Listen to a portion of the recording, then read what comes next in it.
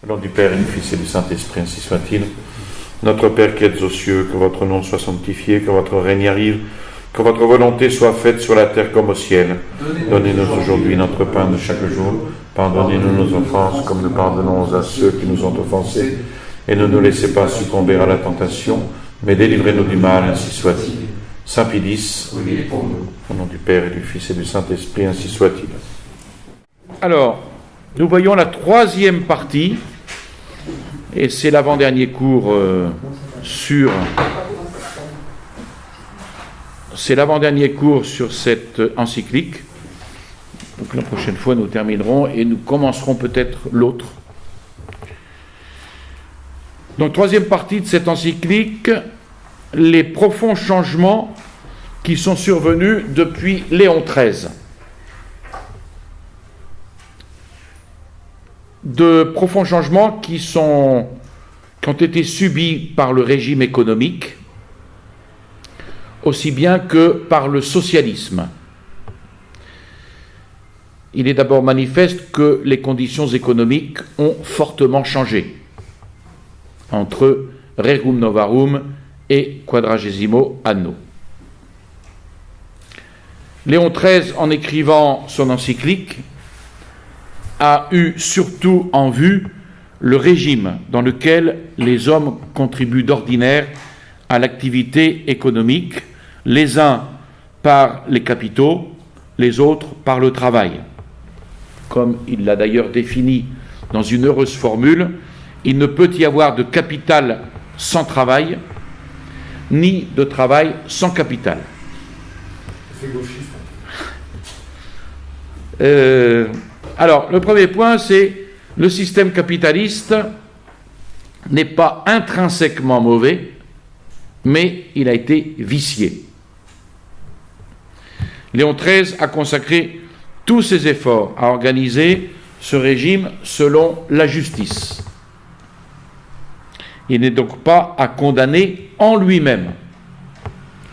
De fait, ce n'est pas sa constitution qui est mauvaise, mais il y a violation de l'ordre quand le capital n'engage les ouvriers ou la classe des prolétaires qu'en vue d'exploiter à son gré et à son profit personnel l'industrie et le régime économique tout entier, sans tenir compte ni de la dignité humaine des ouvriers, ni du caractère social de l'activité économique, ni même de la justice sociale et du bien commun.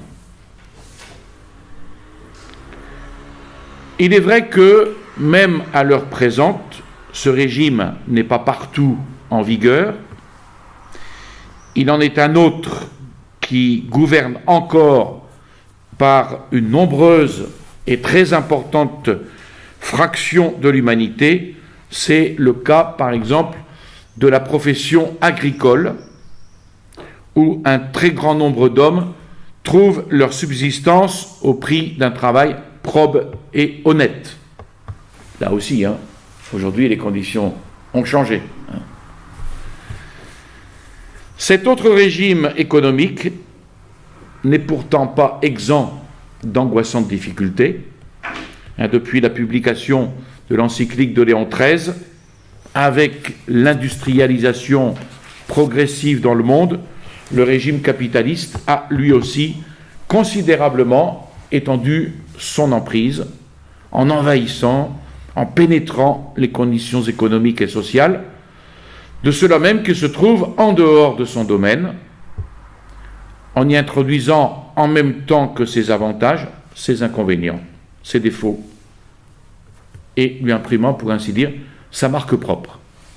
Donc ce n'est pas seulement pour le bien de ceux qui habitent les régions de capitalisme et d'industrie, mais pour celui du genre humain tout entier, que Pie XI examine les changements survenus depuis Léon XIII dans le régime capitaliste. Le deuxième point, donc, c'est la dictature économique a succédé à la libre concurrence. Ce qui frappe tout d'abord le regard à notre époque, ce n'est pas seulement la concentration des richesses, mais encore l'accumulation d'une énorme puissance, d'un pouvoir économique discrétionnaire aux mains d'un petit nombre d'hommes qui d'ordinaire ne sont pas les propriétaires, mais les simples dépositaires et gérants du capital qu'ils administrent à leur gré.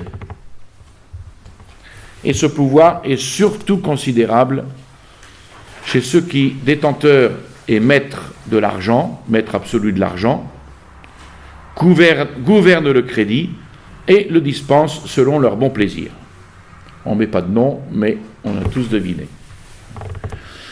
Donc par là, ils distribuent en quelque sorte le sang de l'organisme économique dont ils tiennent la vie entre leurs mains, si bien que sans leur consentement, eh bien, plus personne ne peut respirer.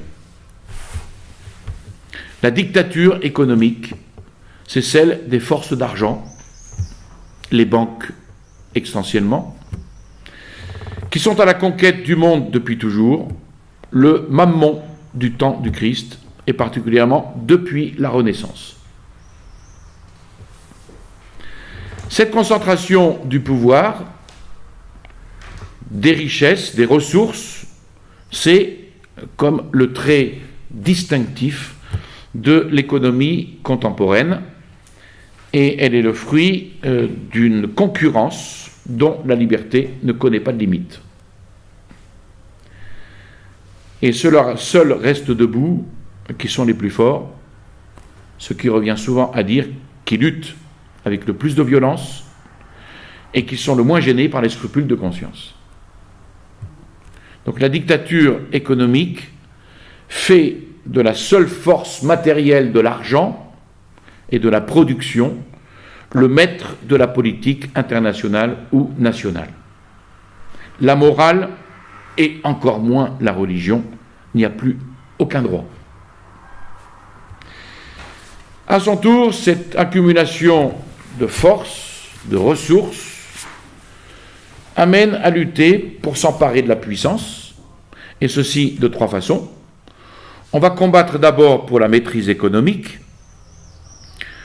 on va se disputer ensuite le pouvoir politique dont on exploitera les ressources et la puissance dans la lutte économique, et le conflit se portera enfin sur le terrain international, soit que les divers États mettent leurs forces et puissances politiques au service des intérêts économiques de leurs ressortissants, soit qu'ils se prévalent de leurs forces, de leur puissance économique pour trancher leurs différends politiques. Évidemment, à tout cela, il y a de funestes conséquences que Pie XI énumère maintenant. Ce sont là les dernières conséquences de l'esprit individualiste dans la vie économique, conséquences qui sont déplorables. La libre concurrence s'est détruite elle-même. À la liberté du marché a succédé une dictature économique. L'appétit du gain a fait place à une ambition effrénée de dominer. Toute la vie économique est devenue horriblement dure, implacable et cruelle. Et à tout cela viennent s'ajouter les graves dommages qui résultent d'une fâcheuse confusion entre les fonctions et les devoirs d'ordre politique et ceux d'ordre économique. Telle, pour n'en citer qu'un d'extrême importance, la déchéance du pouvoir. Lui qui devrait gouverner de haut, comme souverain, suprême arbitre, en toute impartialité, dans le seul intérêt du bien commun et de la justice, eh bien il est tombé au rang d'esclave. Il est devenu le docile instrument de toutes les passions internationales, de toutes les ambitions de l'intérêt. Donc on a ici une définition déjà du mondialisme. Dans l'ordre des relations internationales, de la même source sortent deux courants divers. D'une part, le nationalisme, ou même l'impérialisme économique. De l'autre, non moins funeste et détestable, l'internationalisme, ou l'impérialisme international de l'argent, pour lequel là où est l'avantage, là est la patrie. Donc le libéralisme, en matière économique, n'apporte que des calamités. Calamité sociale pour commencer, et pour finir, calamité morale, écologique, technique, religieuse, parce qu'il n'y a qu'une seule loi pour principe, le profit.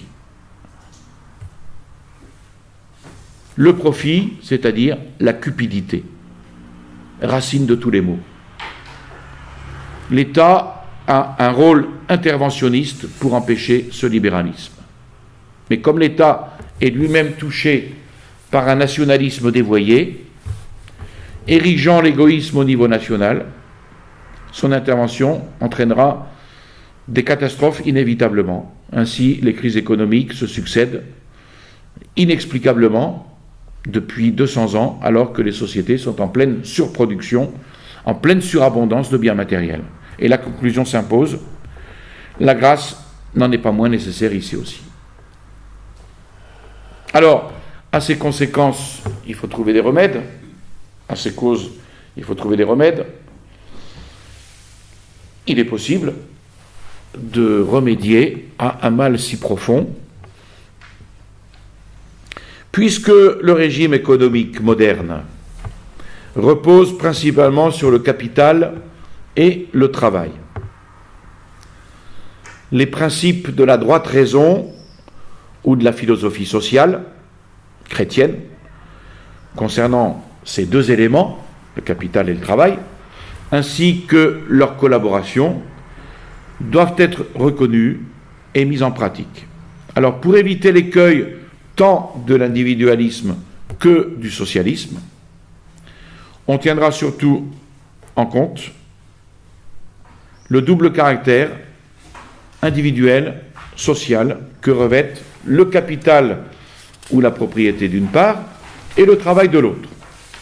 Et les rapports entre l'un et l'autre doivent être réglés selon les lois d'une très exacte justice commutative avec l'aide de la charité chrétienne. Évidemment, toutes ces puissances d'argent en sont loin. Mais le remède, il est là. Il faut que la libre concurrence, contenue dans de justes et raisonnables limites, et plus encore la puissance économique, soit effectivement soumise à l'autorité publique en tout ce qui relève de celle-ci. Enfin, les institutions des divers peuples doivent conformer tout l'ensemble des relations humaines aux exigences du bien commun, c'est-à-dire aux règles de la justice sociale.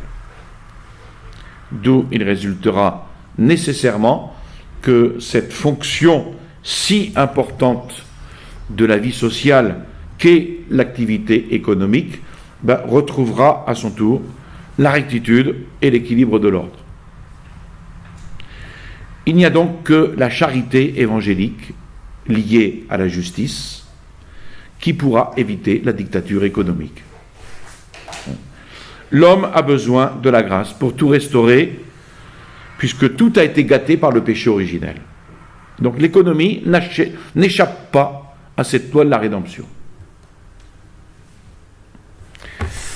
Le deuxième grand point qu'il analyse, après, ici on a vu jusqu'à maintenant le premier point, la transformation du régime économique.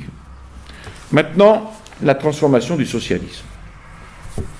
Alors, de prime abord, ça peut surprendre, moi ça m'a surpris en lisant l'encyclique, on se donne l'impression que le socialisme a mis de l'eau dans son vin. Bon, après on comprend bien, mais au départ, ça peut surprendre au début. C'est l'idée des démocrates chrétiens, ça. Comment ? C'est l'idée des démocrates chrétiens. Oui, mais après une condamnation très ferme. On comprend ce qu'il veut dire. Mais là, il n'y a rien de démocrate chrétien dans cette encyclique. Ça, c'est clair. Mais après, oui, parce qu'il condamne les chrétiens socialistes ou socialistes chrétiens Ça, il le condamne fermement. Et là où on se trouve, en effet, dans la démocratie chrétienne.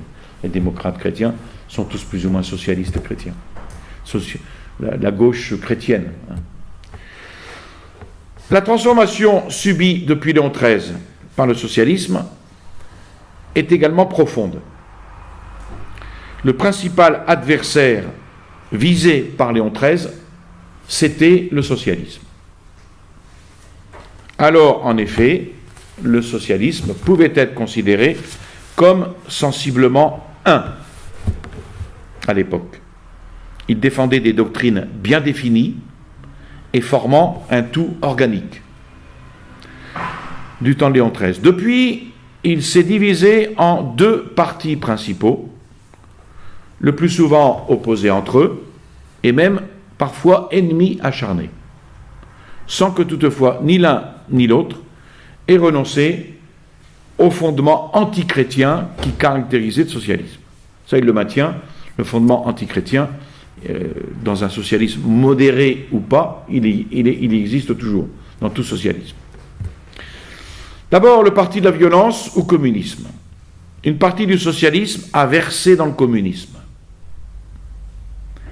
qui a, dans son enseignement et dans son action, un double objectif de manière ouverte et par des moyens même les plus violents, à savoir la lutte des classes implacable et la disparition complète de la propriété privée. Dans la poursuite de ce but, ce socialisme qui a versé dans le communisme ose tout, ne respecte rien, et là où il a pris le pouvoir, eh bien, il va se montrer sauvage et inhumain, comme en témoignent les épouvantables massacres et les ruines accumulées par le communisme dans d'immenses pays de l'Europe orientale et de l'Asie. Donc l'expérience a prouvé également qu'il était l'adversaire et l'ennemi déclaré de la Sainte Église et de Dieu lui-même. Donc là-dessus, Pie XI, voilà ce qu'il déclare, il n'y a pas aucun doute.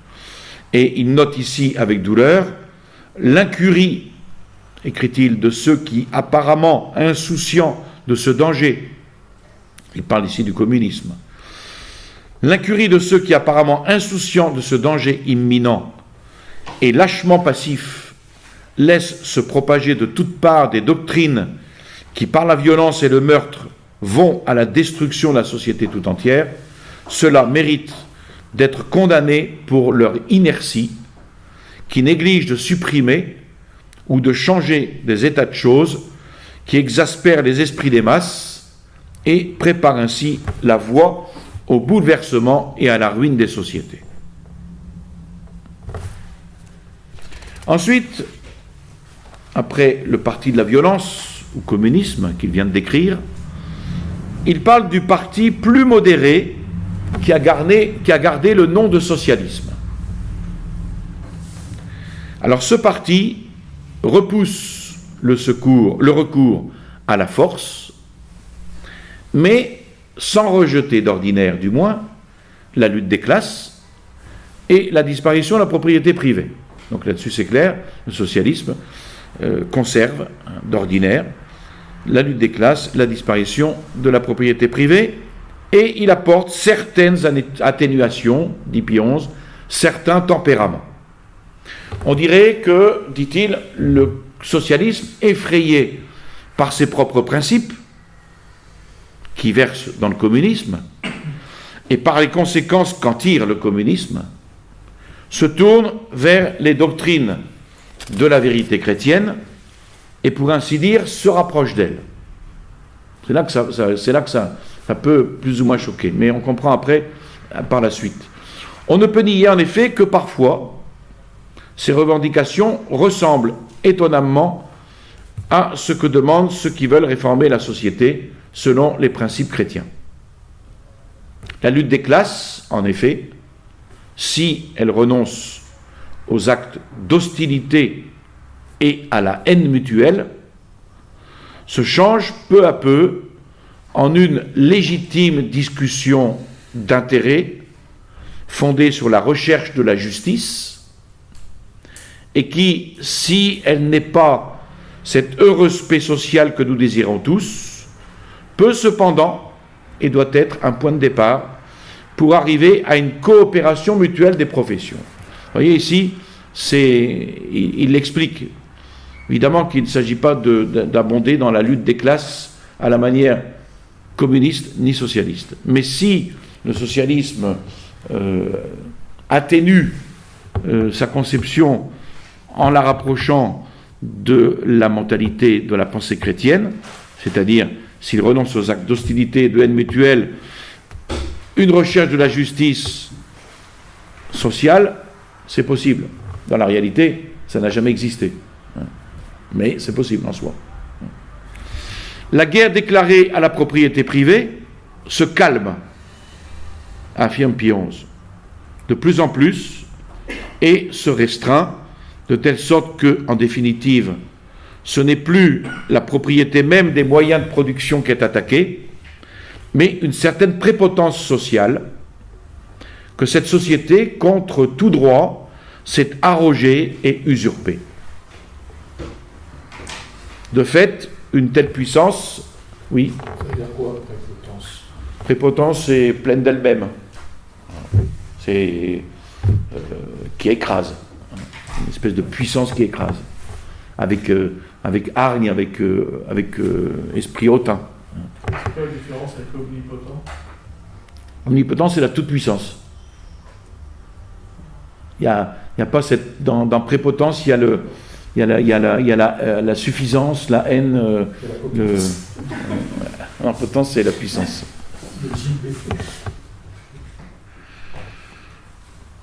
Donc la guerre déclarée à la propriété privée se calme, affirme Pie XI.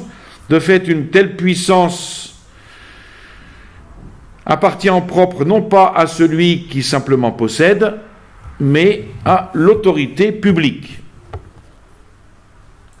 De la sorte, les choses peuvent en arriver insensiblement à ce que les idées de ce socialisme mitigé ne diffèrent plus de ce que souhaitent et demandent ceux qui cherchent à réformer la société sur la base des principes chrétiens. Donc le socialisme inquiète plus Pie XI parce qu'il est le berceau du communisme. Et surtout parce que, plus modéré, il risque de séduire les chrétiens. Vous voyez ? Et là, dans la suite, on comprend son opposition forte au socialisme.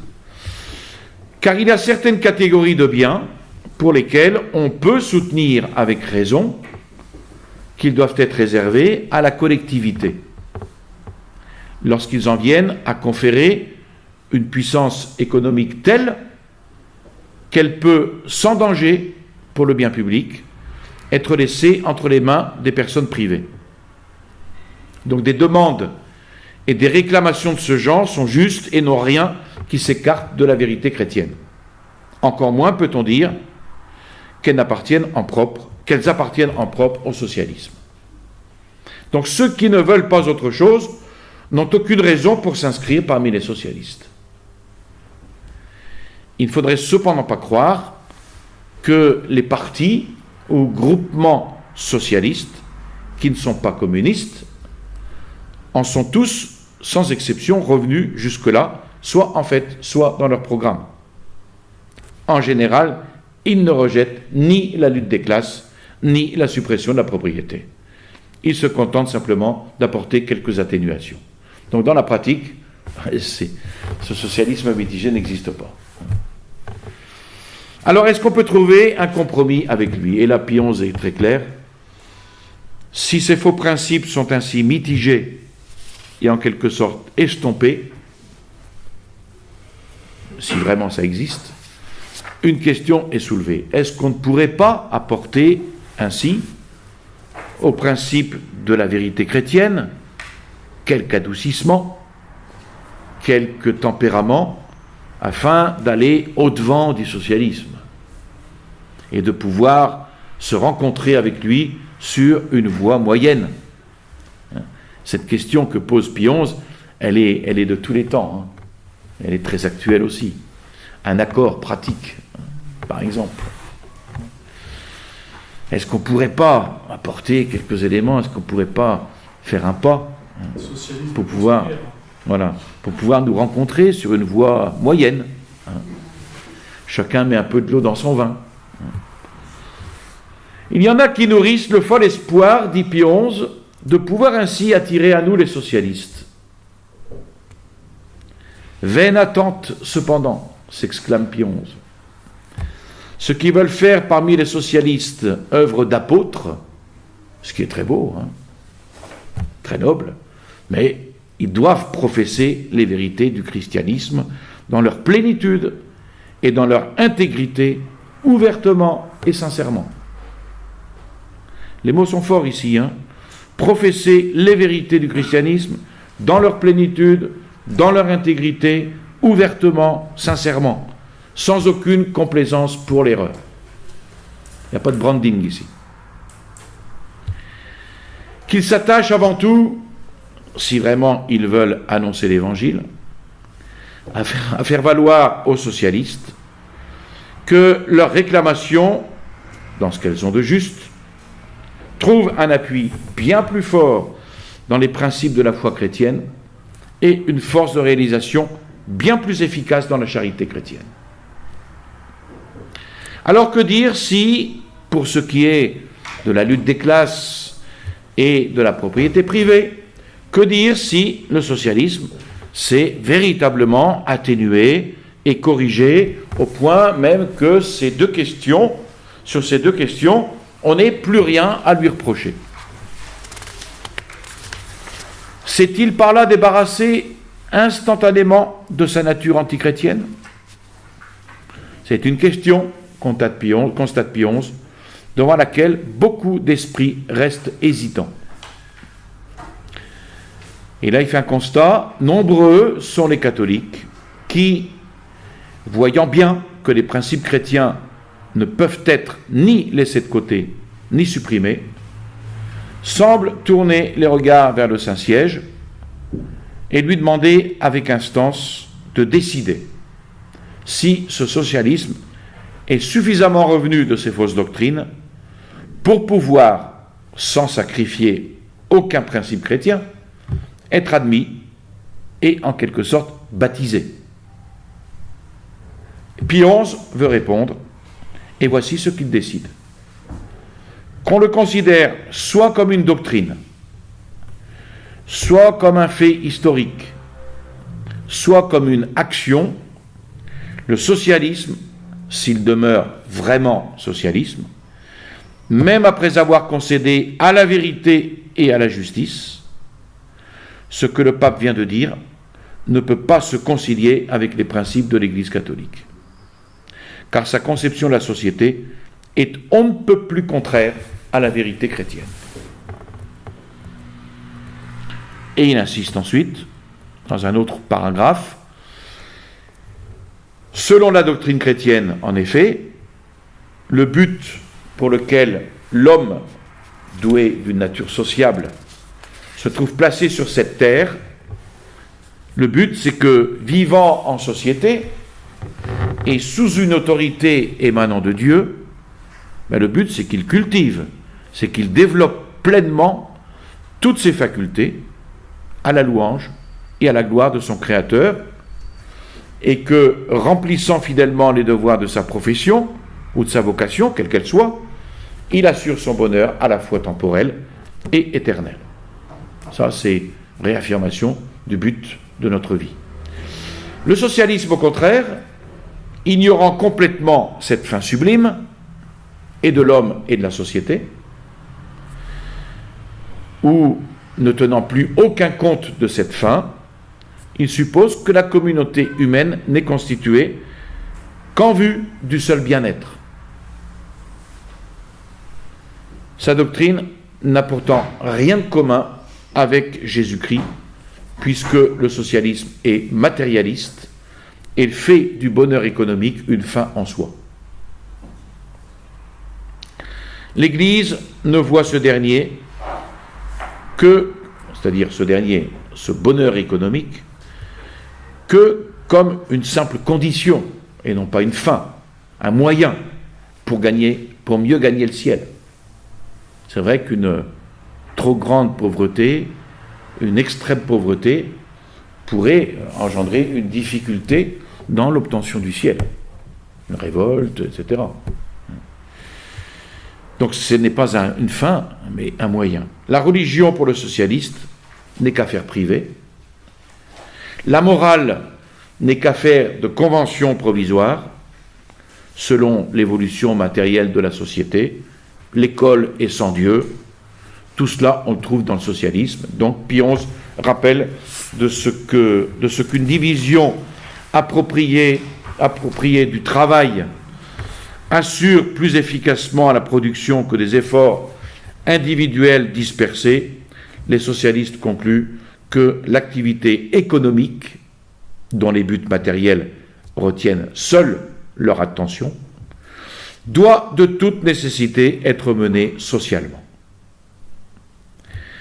Et de cette nécessité, il suit, selon eux, que les hommes sont astreints, pour tout ce qui touche à la production, à se livrer et à se soumettre totalement à la société. Bien plus, une telle importance est donnée à la possession de la plus grande quantité possible des objets pouvant procurer des avantages de cette vie, que les biens les plus élevés de l'homme, sans en accepter la liberté, seront subordonnés et même sacrifiés aux exigences de la production la plus rationnelle.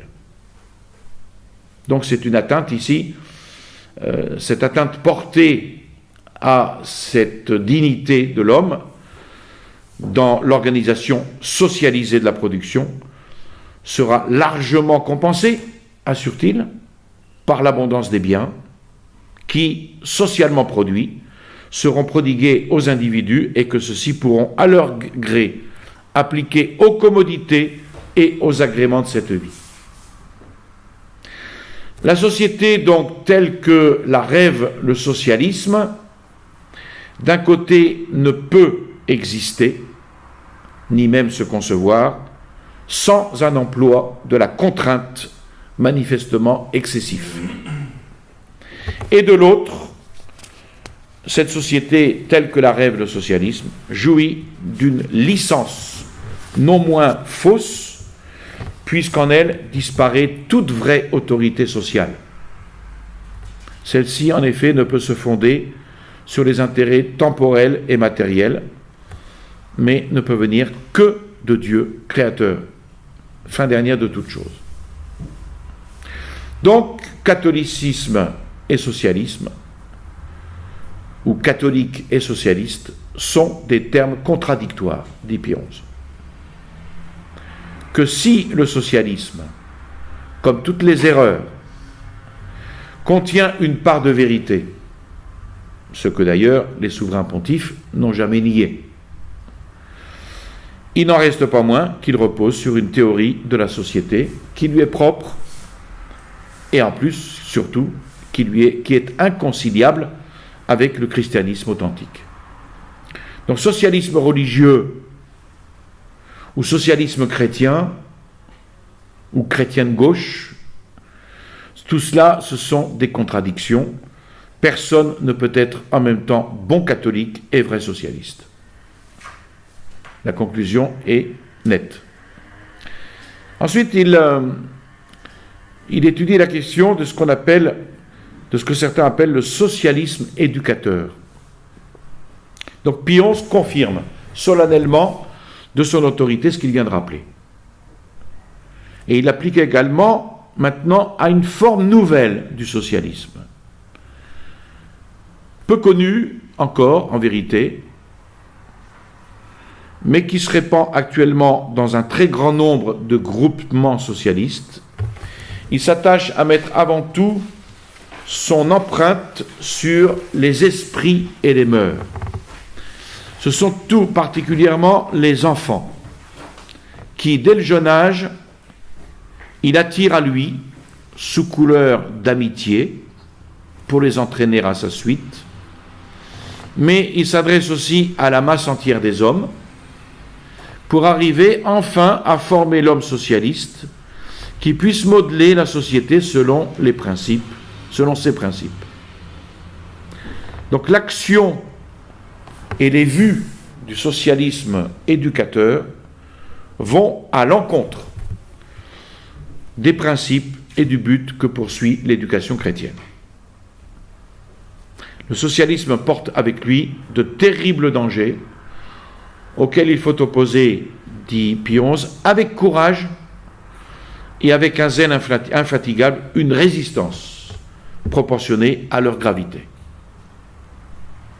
Et Pie XI exprime le devoir qu'il y a d'avertir d'un péril redoutable, à savoir que ce socialisme, il ne faut pas l'oublier, ce socialisme éducateur a pour père le libéralisme et pour héritier le bolchevisme. Ce sont les termes qu'il emploie. Le socialisme éducateur est issu du Kultursocialismus, je n'ai pas l'accent allemand, excusez-moi, qui modifie la théorie marxiste. Le mobile des ouvriers dans la lutte des classes n'est pas de récupérer la plus-value de son travail, qui est captée par le seul capital, mais d'effacer le sentiment d'infériorité que sa condition de salarié lui procure, dominé par les possédants. C'est Henri de Mans qui en est le théoricien. Il prétend que cette aspiration à l'égalité est chrétienne et qu'elle est chrétienne dans son fondement.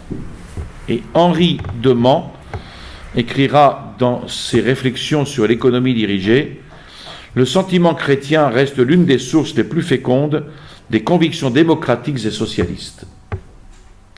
Leur tactique est donc de s'adresser à la jeunesse pour lui insuffler ces nouveaux idéaux.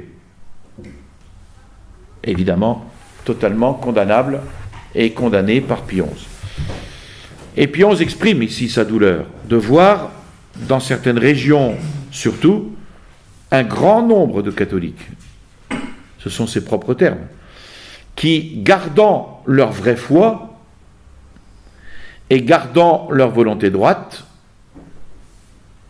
nous ne pouvons pas le croire, ajoute-t-il, ont abandonné cependant le camp de l'Église pour passer dans les rangs du socialisme.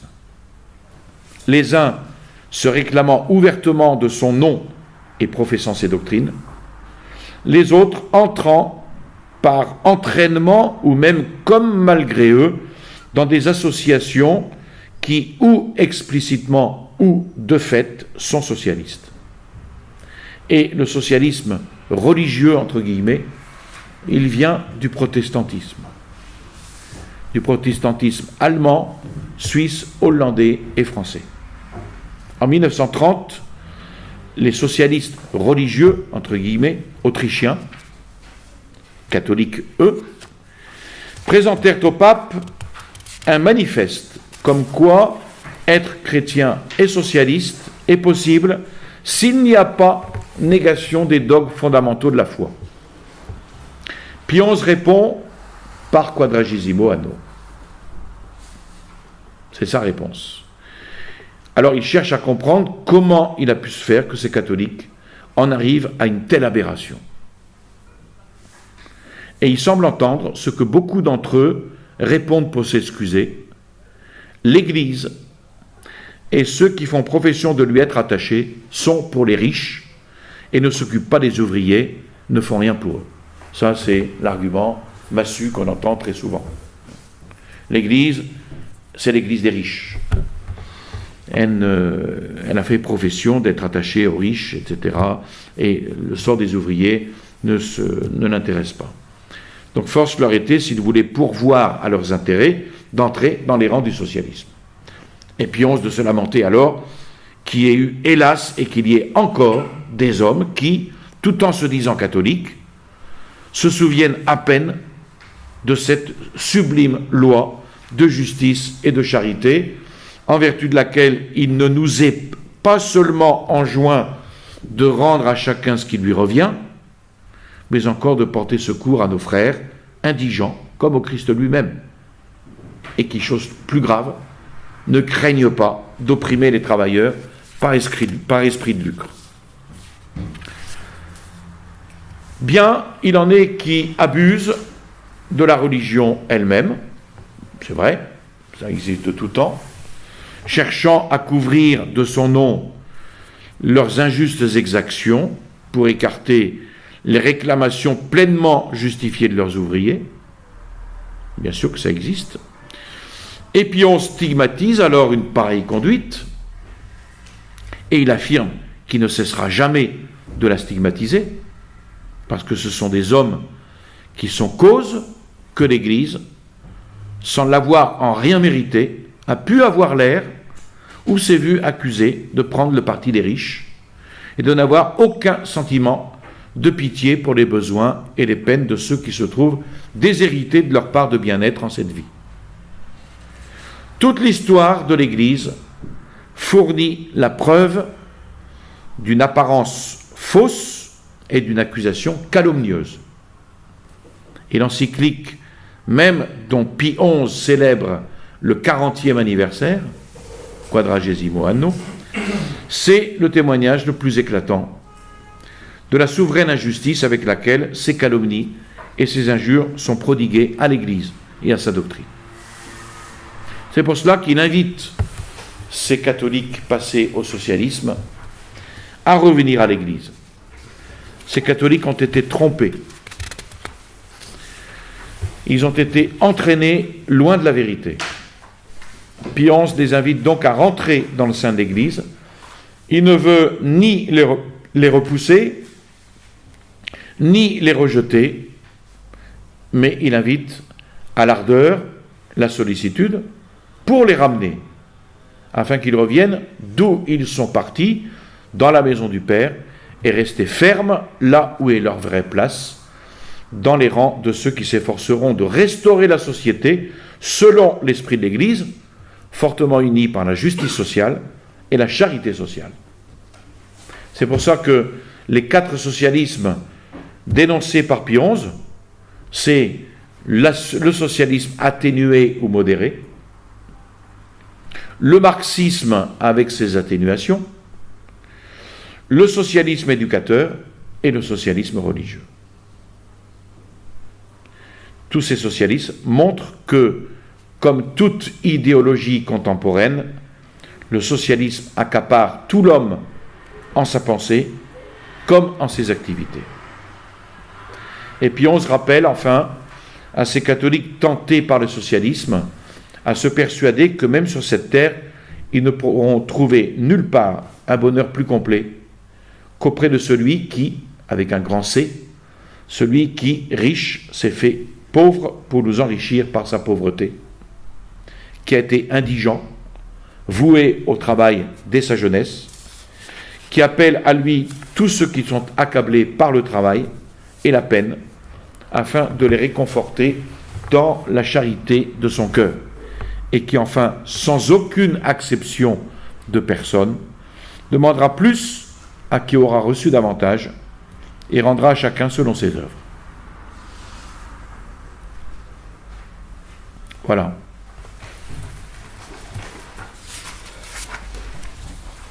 Donc c'est ici une condamnation claire et nette du socialisme. Je vous salue Marie, pleine de grâce, le Seigneur est avec vous. Vous êtes bénie entre toutes les femmes, et Jésus, le fruit de vos entrailles, est béni. Sainte Marie, Mère de Dieu, priez pour nous pauvres pécheurs, maintenant et à l'heure de notre mort, ainsi soit-il. Au nom du Père et du Fils et du Saint-Esprit, ainsi soit-il.